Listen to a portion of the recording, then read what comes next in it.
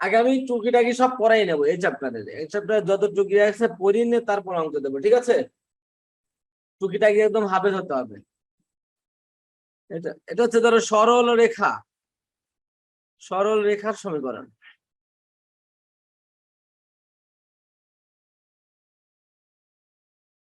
তুমি কি জানো সরলরেখার জেনারেল সমীকরণ কত? সরলরেখার সাধারণ সমীকরণ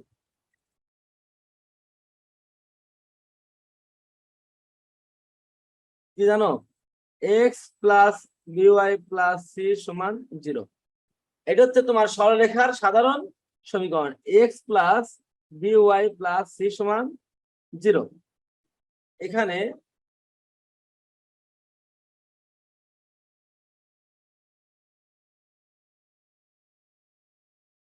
এখানে A B C belongs to R, মানে এবিসি বাস্তব সংখ্যা, বিলংস টু আর মানে কি? বাস্তব সংখ্যা। আর বলতে কি বোঝায়? রিয়েল নাম্বার না? তাহলে এবিসি বিলংস টু আর মানে কি? এবিসি বাস্তব সংখ্যা। তারপরে আর একটা কথা বলতে হবে, এখানে সি সমান 0 হলে রেখাটি মূল বিন্দুগামী হয়। মূল বিন্দুগামী হয়, এটা মোস্ট ইম্পর্টেন্ট। এই কথাটা খুবই গুরুত্বপূর্ণ। সি সমান 0 অর্থাৎ সি সমান 0 মানে কি বলো তো? এখানে এটা হচ্ছে এক্স এর পদ, এটা হচ্ছে ওয়াই এর পদ, আর এটা হচ্ছে ধ্রুবক পদ। সি মানে কনস্ট্যান্ট। সি দ্বারা এখানে আমি কি বোঝাচ্ছি? সি তো আসলে না, ধরো সমীকরণটা আমরা যদি এইভাবে ধরি, ধরো সমীকরণটা একটা নিলাম, ধরো 3x প্লাস 5y প্লাস 10 সমান 0। এই যে এখানে এখানে বলো তো এক্স এর সহগ হচ্ছে এ, ওয়াই এর সহগ হচ্ছে বি, এই যে এখানে বি, আর এই যে 10, এই 10 হচ্ছে কনস্ট্যান্ট বা ধ্রুবক। এই টাইপের সমীকরণ যদি হয় তাহলে এটাকে জেনারেল সমীকরণ বলা হয়। আর এইখানে যদি এই পদটা না থাকে, সি সমান 0 মানে কি? এখানে এই 10টা থাকবে না, শুধু কি থাকবে? 3x প্লাস 5y সমান 0। তাহলে অবশ্যই এই রেখাটা কি বিন্দুগামী হবে? মূল বিন্দুগামী। অর্থাৎ সমীকরণে যদি শুধু এক্স এর এবং ওয়াই এর জিনিস থাকে, আর কোনো ধ্রুবক পদ না থাকে, তাহলে বুঝতে হবে ওই সরলরেখাটা যদি আমরা ছক কাগজে স্থাপন করি, তাহলে এই যে মূল বিন্দু দিয়ে এই রেখাটা এইভাবে চলে যাবে। এটা এইভাবে হতে পারে, এইভাবে হতে পারে, এইভাবে, যে কোনো ভাবে যাক না কেন মূল বিন্দুকে ছেদ করে চলে যাবে। ক্লিয়ার? সবাই কি বুঝতে পেরেছো? জি স্যার। এখন তাহলে সরলরেখার জেনারেল সমীকরণ এটা মনে রাখতে হবে। এটা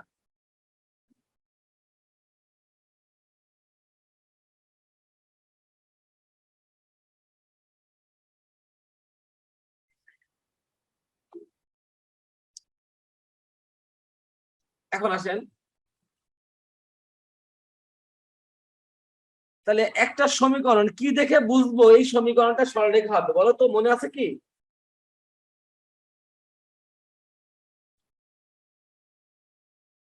এক্স ও ওয়াই এর একঘাত সমীকরণই সরল রেখার সমীকরণ নির্দেশ করে। সরল রেখার সমীকরণ নির্দেশ করে। অর্থাৎ একটা সরলরেখার একটা সমীকরণের এক্স আর ওয়াই এর পাওয়ার দেখে আমি বুঝবো এইটা যদি ছক কাগজে স্থাপন করি তাহলে এটা একটা সরল রেখা হবে। এটা যদি লেখচিত্র আঁকি তাহলে এটা একটা সরল রেখা হবে। কি দেখে বুঝবো? এক্স আর ওয়াই এর একঘাত দেখবো। এক্স এর একঘাত, অথবা এক্স আর ওয়াই থাকতে হবে এমন কথা না, এক্স অথবা ওয়াই থাকবে, অথবা শুধু এক্স থাকবে, অথবা শুধু ওয়াই থাকবে, অথবা এক্স ওয়াই দুটো একসাথে থাকতে পারে, কিন্তু পাওয়ার এক। পাওয়ার যদি এক হয় ঘাত, তাহলে অবশ্যই এটা সরলরেখা হবে। আর যদি পাওয়ার 2 হয় তাহলে সেটা বৃত্ত হতে পারে, পরাবৃত্ত হতে পারে, উপবৃত্ত হতে পারে, অধিবৃত্ত হতে পারে। যাই হোক, অধিবৃত্ত নিয়ে তোমাদের কিছু কথা নাই, বৃত্ত নিয়ে কিছু কথা আছে, উপবৃত্ত নিয়ে নাই তেমন একটা, পরাবৃত্ত নিয়েও নাই। তারপরে আমি এমসিকিউ করার জন্য তোমাদের এগুলো দেবো আমি একটু আস্তে আস্তে করে। তাহলে কি বললাম? একটা সমীকরণ এটা আঁকলে সরলরেখা হবে কিনা কি দেখে বুঝবো? সরলরেখার ঘাত, চলকের ঘাত এক হওয়া লাগবে, এখনই বুঝবে এটা লেখচিত্রে আঁকলে এটা সরলরেখা হবে। ক্লিয়ার কথা? জি স্যার। আর যদি দ্বিঘাত থাকে তাহলে কি হবে? হয় বৃত্ত, হয় পরাবৃত্ত, হয় উপবৃত্ত, না হয় অধিবৃত্ত। এই কয়টা কথা সব বৃত্তর ভিতরে যাবে। উপবৃত্ত, পরাবৃত্ত, অধিবৃত্ত, বৃত্ত সবই কিন্তু বৃত্ত কথাটা আছে জড়িত। বাস আমরা একটা জিনিস শিখলাম। এইবার আসো, সরলরেখা হলে সেটা কেমন হতে পারে। সাপোজ সকালে যদি আমি একটা আঁকতে চাই সরলরেখা এরকম, সরলরেখা কয় রকমের হয় দেখো, খেয়াল করো কয় রকমের হতে পারে। একটা সরলরেখা এরকম হতে পারে না?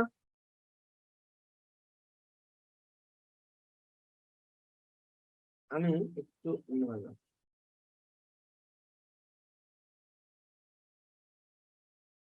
ধরো আমি একটা অক্ষরেখা নিলাম,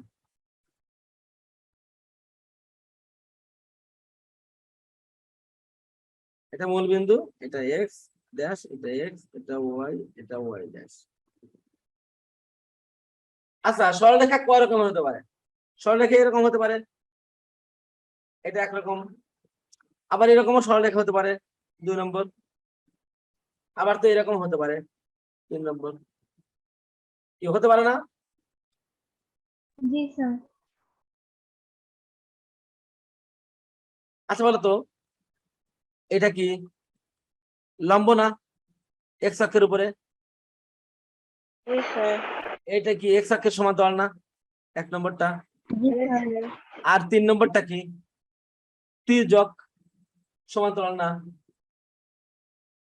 আরেকটা কি হতে পারে? আরেকটা কি হতে পারে? এইরকম মূল বিন্দু দিয়ে যেতে পারে। তার মানে সরলরেখা প্রধানত 2 রকম হতে পারে। সরলরেখা প্রধানত কয় রকমের? 2, একটা মূল বিন্দুগামী, একটা মূল বিন্দুগামী না।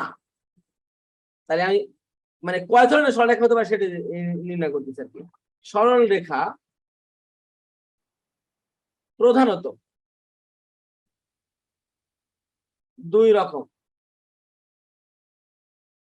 হতে পারে। নাম্বার 1 মূলবিন্দুগামী, এগুলো সব লিখে রাখবা, তোমরা পড়ে ফেলবা। 2 নম্বর মূলবিন্দুগামী নয়। কি কথা ক্লিয়ার? একটা মূলবিন্দুগামী, একটা মূলবিন্দুগামী নয়। তাহলে সরলরেখা প্রধানত কোথা দিয়ে যাচ্ছে, কোথা দিয়ে যাচ্ছে এটার উপর নির্ভর করে সরলরেখা 2 প্রকার। একটা মূলবিন্দু দিয়ে যায় আর একটা মূলবিন্দু দিয়ে যায় না, ঠিক কিনা? জি স্যার। এবার আসো, মূলবিন্দুগামী কিন্তু 2 রকমের আছে। মূলবিন্দুগামী আবার 2 রকমের, একটা হচ্ছে তির্যক আর একটা হচ্ছে লম্ব বা সমান্তরাল, ঠিক কিনা? যদি এইটার উপর লম্ব হয় তাহলে এক্স অক্ষের উপর, যদি ওয়াই অক্ষ বরাবর হয় তাহলে এক্স অক্ষের উপর লম্ব হয়, আবার এক্স অক্ষ বরাবর হলে ওয়াই এর উপর লম্ব হয়, এক কথায়, ঠিক কিনা? আবার মূলবিন্দুগামী তাহলে 2 রকমের আছে, একটা তির্যক আর একটা লম্ব। ক্লিয়ার? জি স্যার। অনুরূপ ভাবে মূলবিন্দুগামী নয় এরকমও কিন্তু কয় রকমের আছে? 2 রকমের, একটা তির্যক আর একটা লম্ব। লম্ব মানে কার উপর লম্ব? যদি এক্স অক্ষের উপর লম্ব হয় সে ওয়াই অক্ষের সমান্তরাল হবে, যদি ওয়াই অক্ষের উপর লম্ব হয় এক্স অক্ষের সমান্তরাল হবে, ঠিক কিনা? যেমন এই 2 নম্বরটা বলো তো কার সমান্তরাল, কোন অক্ষের সমান্তরাল? এক্স অক্ষের উপরে কি লম্ব। আবার এই যে 1 নম্বরটা কার সমান্তরাল? এক্স অক্ষের। আর ওয়াই এর উপরে কি? লম্ব। এই তো। তার মানে আমি বলতে পারি না যে মূল বিন্দুগামী তখন 2 রকমের হতে পারে, একটা তির্যক একটা লম্ব বা সমান্তরাল, আমরা লম্বই বলি, একটা তির্যক একটা লম্ব। অনুরূপ ভাবে মূল বিন্দুতে যায় না এরকম সরলরেখা 2 রকম হতে পারে, একটা লম্ব লম্ব আর একটা তির্যক। ক্লিয়ার? জি স্যার। এবার আসো, তাহলে এই সরলরেখা দেখে কেমনে বুঝবো যেটা লম্ব হবে এটা তির্যক হবে? প্রথম কথা, তাহলে আমি এইভাবে শর্টকাটে একটু লিখে দেই। তাহলে মূল বিন্দুগামী 2 প্রকার। মূল বিন্দুগামী রেখা কয় প্রকার বলো তো? 2 প্রকার। কি কি বলতো? তির্যক আর লম্ব। তির্যক আর আরেকটা হচ্ছে লম্ব বা সমান্তরাল। লম্ব বা সমান্তরাল মানে এক অক্ষের সমান্তরাল হলে আরেক অক্ষের লম্ব হয়, এক অক্ষের লম্ব হলে আরেক অক্ষের সমান্তরাল হয়। ক্লিয়ার? ওকে, আচ্ছা, মূল বিন্দুগামী নয় এমন রেখা কয় প্রকার? দুই প্রকার। এটাও দুই প্রকার। মূল বিন্দুগামী নয় এমন রেখা কয় প্রকার? দুই প্রকার। এমন রেখা দুই প্রকার। ওই একই জিনিস কি সেটা? ওইটাও এইরকমই, তির্যক, আর একটা কি লম্ব বা সমান্তরাল। তাহলে মনে রাখবে, এটুকু মনে থাকবে। এবার আমি একটা সরলরেখা দেখে আমি বুঝতে পারবো এটা তির্যক হবে না লম্ব হবে, এটা দেখেই বুঝতে পারবো। আবার এটা মূলবিন্দু দিয়ে যাবে কি যাবে না এটা দেখলেই বুঝতে পারবো। মূলবিন্দু যাবে কি যাবে না কি দিয়ে বলবো বলতো? শুধু এক্স আর ওয়াই এর জিনিস থাকবে, আর কিছু থাকবে না। তাহলে বুঝবে এটা মূলবিন্দু দিয়ে যাবে। ক্লিয়ার? তাহলে বলো তো এই সরলরেখাটা মূলবিন্দুগামী হবে না মূলবিন্দুগামী নয় হবে? মূল বিন্দুগামী। যদি বলি এটা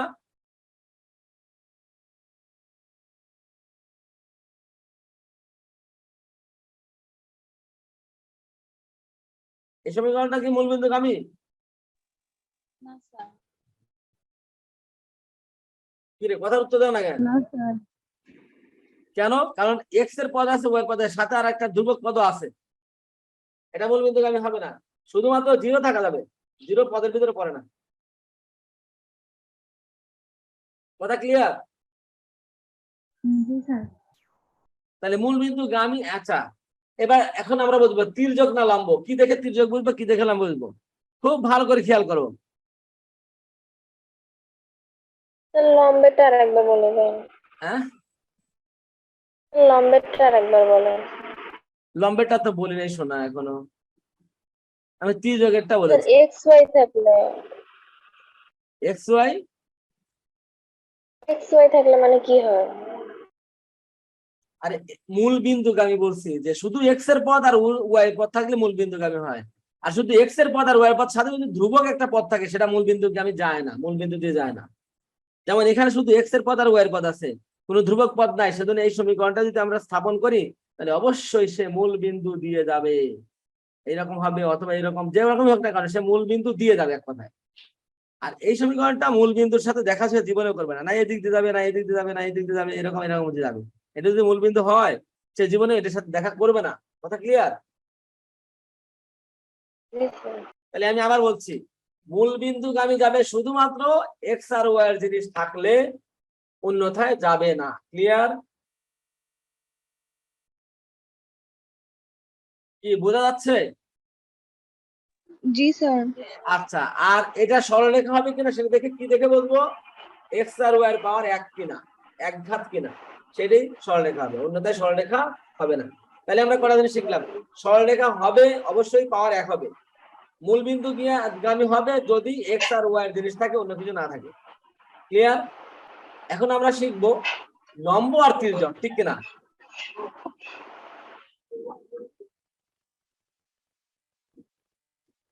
সরল রেখার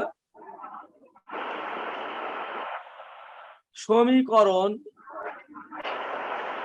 যদি এক চলকের হয়, কিসের চলকের হয়, তবে লম্ব হবে। লম্ব বা সমান্তরাল মানে এক অক্ষের লম্ব হলে পর আর এক অক্ষের সমান্তরাল হবে। সরলরেখার সমীকরণটি যদি এক চলকের হয় তবে সেটি লম্ব হবে। কি কার বন্ধ করো কে?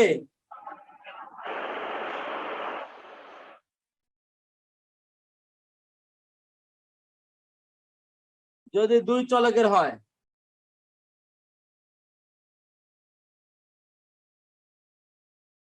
তবে সেটি তির্যক হবে। বাস, এই কথাটা সব সময়ের জন্য মনে রাখবা। বাস, এটা মনে রাখবা। এক চলকের সমীকরণ যদি হয় তাহলে অবশ্যই সেটা লম্ব হবে। বলো, এটা কি তির্যক হবে না লম্ব হবে? লম্ব। লম্ব হবে। এবং সেটা মূল বিন্দুতে যাবে কি যাবে না? যাবে না। কারণ যাবে না। সাথে আর একটা ধ্রুবক পদ রয়েছে, জি স্যার। এক্স প্লাস ওয়াই সমান 10, এক্স প্লাস ওয়াই সমান 10 দিলাম না, দিলাম এক্স প্লাস ওয়াই প্লাস 5 সমান 0। বলো তো এটা কি লম্ব হবে না তির্যক হবে? তির্যক। কি হবে? স্যার লম্ব হবে। এই যে এই সমীকরণটা, এই লম্ব। সমীকরণটা তির্যক। ফারজানা বলো লম্ব হবে না তির্যক হবে?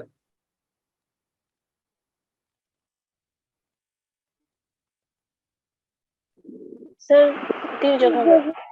তির্যক বললাম তো, দুই চলক হলে তির্যক হবে, এক চলক জি হলে স্যার। লম্ব হবে।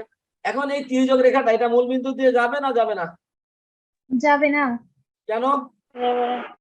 ধ্রুবক পদ আছে। ধ্রুব পদ আছে। বাস, যেটুক শিখছি মাশাআল্লাহ, এটুক পর্যন্ত এইটুকুই যথেষ্ট। এবার আসি,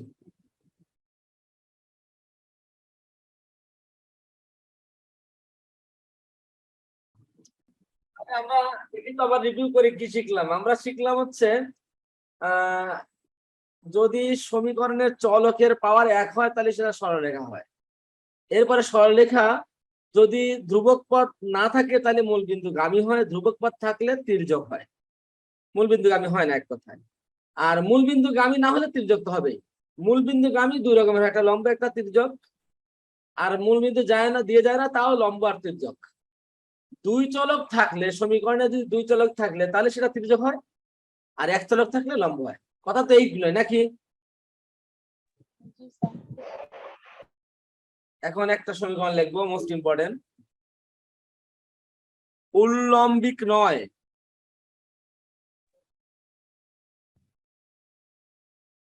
এমন রেখার সমীকরণ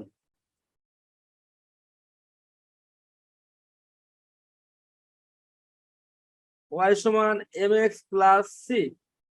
এই একটা সমীকরণ লিখলাম, y সমান mx প্লাস c। এখানে পরিচয়টা জানতে হবে। দেখো তো, এটা তো উল্লম্বিক নয়, এটা বোঝা যাচ্ছে, কারণ এটা তো লম্ব হবে না, কারণ দুই চলক আছে, যে y আছে x আছে, এটা তো ত্রিযোগী হবে। আচ্ছা, এটা কি মূল বিন্দুগামী হবে? স্যার উল্লম্বিক মানে মূল বিন্দুগামী হবে? কথা বলে না, এটা কি মূল বিন্দুগামী হবে? না স্যার। কারণ এই যে x আছে y আছে, আবার যেখানে c প্লাস c আকারে আছে, মানে একটা কনস্ট্যান্ট আছে। তাহলে এখানে পরিচয়টা জানতে হবে। এখানে m সমান সরল রেখার ঢাল, এর সমান কি সরলরেখার ঢাল। আমরা ঢাল পড়েছিলাম না?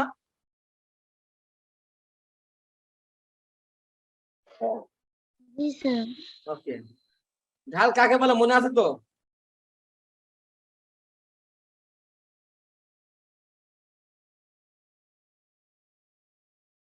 জি স্যার।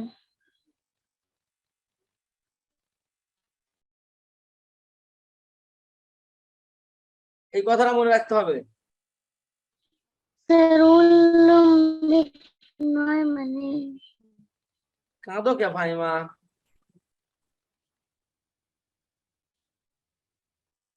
স্যার উল্লম্বিক নয় মানে কি? লম্ব নয়।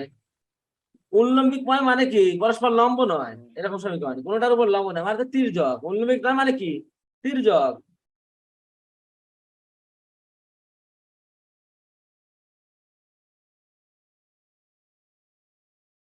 এই যে দেখো, ধরো এটা হচ্ছে মূল বিন্দু, এটা হচ্ছে x ড্যাশ, এটা x, এটা y, এটা ধরো y ড্যাশ।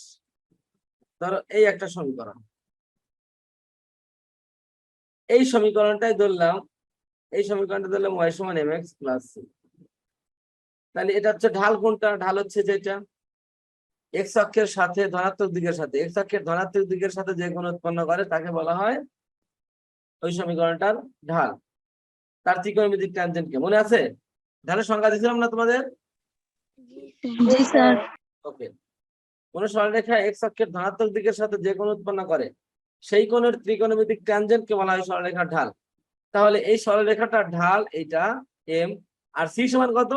এই দেখো সি সমান কি লিখছি, রেখাটি দ্বারা মূল বিন্দু থেকে ওয়াই অক্ষের ছেদকেন্দ্রাংশ। মূল বিন্দু এইটা, রেখাটি হচ্ছে এইটা, দেখো তো মূল বিন্দু থেকে ওয়াই অক্ষের ছেদকৃত অংশ এইটুকু না, জি স্যার। এইটুকের মান হচ্ছে সি। ক্লিয়ার? জি স্যার। বাস এইটুকু পর্যন্ত আজকে থাক, সামনের দিন আবার এরপরেরটি দেবো। আজকে তোমাদের হোমওয়ার্ক হচ্ছে এই চ্যাপ্টারের সকল টুকিটাকি করে আসবা, এই চ্যাপ্টার না শুধু 11.3 11.1, 2, 3 সবই লাগবে আসলে। 11.1, 2, 3 এই পর্যন্ত যতগুলো টুকিটাকি আছে সব করবা। আর 11.5 অনুশীলনীর তোমরা সৃজনশীল তো আছে কটা, 13টা, তোমরা 50-50 করে নাও। আজকে 6টা নাও, হ্যাঁ কি বলো? 6টা সৃজনশীল হোমওয়ার্ক করে দিবা, তারপরের দিন আবার আর 6টা দেবো না, আর 6টা বা 7টা দেবো। ক্লিয়ার? জি স্যার। আচ্ছা, আর একটা কথা, গতদিনে আমি তো তোমাদের পড়াতে পারি নাই। গতদিন তো পড়ানো ছিল না, এর আগের দিন যে নেট ছিল না দেখে পড়াতে পারি নাই। সেই জন্য কালকে পড়াতে চেয়েছিলাম, তার জন্য মেসেজ দিয়েছিলাম আবার আমি যে আমার আসলে মিটিং, আসলে জরুরি একটা মিটিং ছিল, হেড স্যার ডাকছিল, তো সেজন্য পড়াতে পারি নাই। তো সেজন্য ওই পড়াটা আগামীকালকে আমি পড়াই দিতে চাচ্ছি। রাজি আছো? জি স্যার। তাই আমরা আগামীকাল পড়বো, এটা হচ্ছে এক্সট্রা যেটা পড়াতে পারি নাই আমি সেটা। আগামীকাল হচ্ছে বুধবার, আর বৃহস্পতিবার তো তোমাদের শিডিউল পড়া, শুক্রবার শিডিউল পড়া, অর্থাৎ আগামী 3 দিন পর পর পড়া। ঠিক আছে? ওকে, ভালো থাকেন, আল্লাহ হাফেজ। স্যার আসসালামু আলাইকুম। আসসালামু আলাইকুম।